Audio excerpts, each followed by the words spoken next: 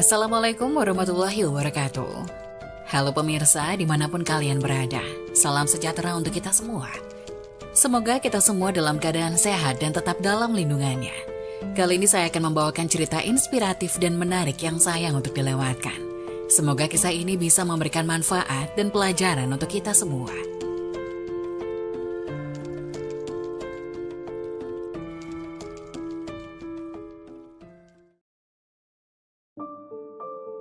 Masya Allah, 5 tahun dikubur, jasad pelacur ini masih utuh dan wangi. Terungkap akibat lakukan hal ini di dunia. Seluruh warga kampung tersebut sudah muak dengan tingkah pola Mawar. Iya, Mawar Lia Amelia si pelacur. Ia hanya dianggap sebagai biang kesialan di kampung itu. Tidak ada saudara yang bisa membujuk Mawar untuk kembali ke jalan yang benar karena Mawar tidak pernah mau menggubrisnya. Sebenarnya, Mawar anak yang baik. Hanya karena disakiti pacarnya lah yang menjadikan ia nekat terjun ke dalam lembah hitam. Mawar masih terus bergulat dengan laki-laki manapun.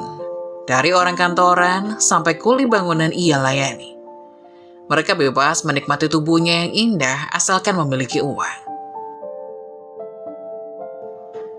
Seorang kawannya menunjukkan kalau ini adalah jalan terbaik untuk melampiaskan dendam Mawar pada laki-laki. Hari-harinya dilalui dalam pelukan laki-laki yang berbeda-beda, silih berganti. Bertahun sudah waktu berlalu, Mawar terjangkit penyakit kronis. Tidak seorang pun kawan, saudara, atau tetangga desa yang peduli padanya. Apalagi menengok melihat sakitnya. Bahkan, saat meninggal pun dianggap biasa saja, layaknya kematian binatang. Mawar tidak dikuburkan dengan layak.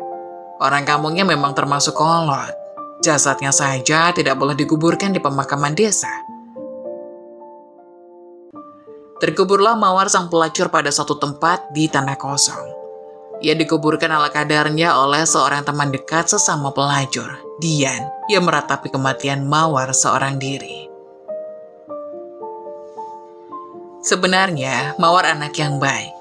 Hanya karena disakiti pacarnya lah yang menjadikan ia nekat terjun ke dalam lembah hitam. Semua mata terbelalak menyaksikan jasad yang masih membujur dengan kondisi tubuh yang masih terlihat segar. Tidak seperti layaknya mayat yang sudah terkubur 5 tahun lamanya.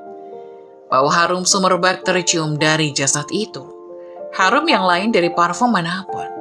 Harum yang belum pernah ada sebelumnya di bumi. Harum yang keluar dari jasad seorang Mawar yang sudah terkubur 5 tahun lamanya. Teman saya yang kebetulan sebagai mandor di situ ikut kaget dan bingung juga. Semua warga gempar. Oleh penduduk dilacaklah keberadaan si jasad. Dari teman almarhumah Mawar yang masih menjalankan profesinya sebagai pelacur, terungkap bahwa Mawar sudah tobat 1 tahun sebelum meninggal. Dan dia tidak menceritakan tobatnya itu kepada siapapun termasuk kepada saya, ujar Dian, teman dekat Mawar. Sebenarnya pada 1 tahun sebelum kematian Mawar, ia sudah bertobat. Tapi tobat itu tidak pernah Mawar ungkapkan kepada siapapun, termasuk kepada semua teman akrabnya. Semua Mawar curahkan pada buku hariannya, tertulis lengkap. Mawar berusaha menjalankan semua perintahnya, dari yang wajib dan yang sunnah. Bahkan semua yang sunnah dia kerjakan. Mawar menjalankannya dengan ikhlas. Buku harian itulah saksi utama semua ratapan dan jerit penyesalan seorang Mawar. Seorang pelacur yang bertobat dengan diam-diam. Semua mata berkaca-kaca, terlihat begitu sedih dengan roman penyesalan yang jelas tergambar. Hari itu pemakaman Mawar, pemakaman kembali seorang bekas pelacur yang pernah terhina begitu rupa. Setelah terkubur selama 5 tahun, Mawar dimakamkan kembali dengan layak. Ia dimakamkan selayaknya pemakaman seorang manusia biasa, diiringi doa-doa dan rata penyesalan dari saudara dan warga kampung. Kisah ini benar-benar terjadi pada suatu tempat, di sebuah daerah di Indonesia. Selain itu, ada juga kisah nyata dikubur lebih dari setengah abad, jasad kakek ini masih utuh dan berbau wangi. Terungkap semasa hidup melakukan hal ini. Dalam sebuah acara pengajian, ajangan Toto Ubaidillah Has menjelaskan bahwa di dalam kubur nanti jasad seorang hafiz akan tetap utuh. Lelaki yang akrab disapa Kang Toto itu mengisahkan pertemuannya dengan Bu Supaidah. Ia merupakan anak seorang hafiz Al-Quran yang saat itu kesehariannya sibuk menjadi bidan di sebuah klinik. Pertemuan itu terjadi secara tak terduga beberapa bulan lalu ketika Kang Toto sedang mengantar anaknya berobat. Dalam pertemuan tersebut, keduanya berdialog cukup serius. "Pak Ustadz, kira-kira kemana kalau mau mondokin anak?" tanya bidan Supaidah.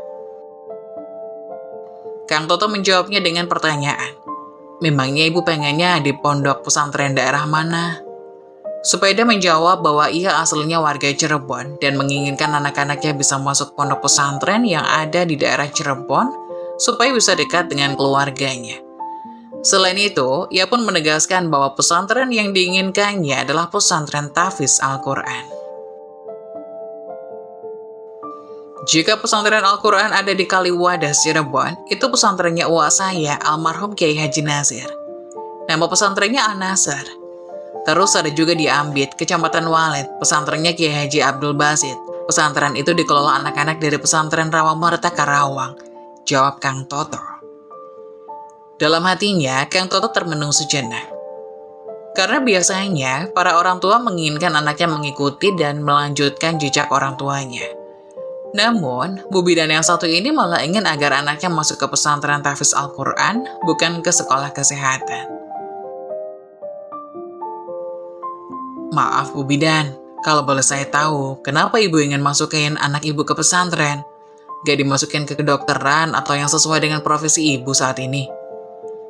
Bidan Supaidah kemudian menjawabnya dengan sebuah kisah nyata yang dialami keluarganya beberapa tahun silam. Suatu hari, dengan alasan tertentu makam ayah Supaidah yang telah meninggal dunia lebih dari setengah abad hendak dipindahkan. Proses pemindahan makam itu disaksikan oleh seluruh keluarga. Ketika makam dibongkar, semua yang hadir terkejut menyaksikan jasad penghuni makam itu masih utuh sempurna, tidak hancur bahkan berbau wangi. Malamnya anak-anak saya tanya, "Mah, kenapa kok jasad kakek masih utuh dan tidak hancur? Bahkan wangi? Kan kakek sudah meninggal lama sekali," kata Supaidah menirukan pertanyaan anak-anaknya. Dengan berlinang air mata, Supaidah kemudian menjawab dengan sejarah sosok sang kakek yang belum diketahui oleh cucu-cucunya itu. "Jasad kakek kalian tidak akan pernah hancur dan berbau wangi karena kakek kalian semasa hidupnya adalah seorang hafiz Al-Quran. Kakek kalian kiai pengamal Al-Quran, nak." Sejak mendengar kisah nyata itu, anak-anak bidan Supaidah ingin menjadi penghafal Al-Quran dan minta dimasukkan ke pesantren supaya bisa seperti kakeknya di kemudian hari. Wallahu a'lam bishawab. Semoga kisah tadi dapat memberikan hikmah dan bermanfaat untuk penonton semuanya. Jangan lupa like dan subscribe channel ini agar tidak ketinggalan info-info bermanfaat lainnya. Sekian dari kami, terima kasih. Wassalamualaikum warahmatullahi wabarakatuh.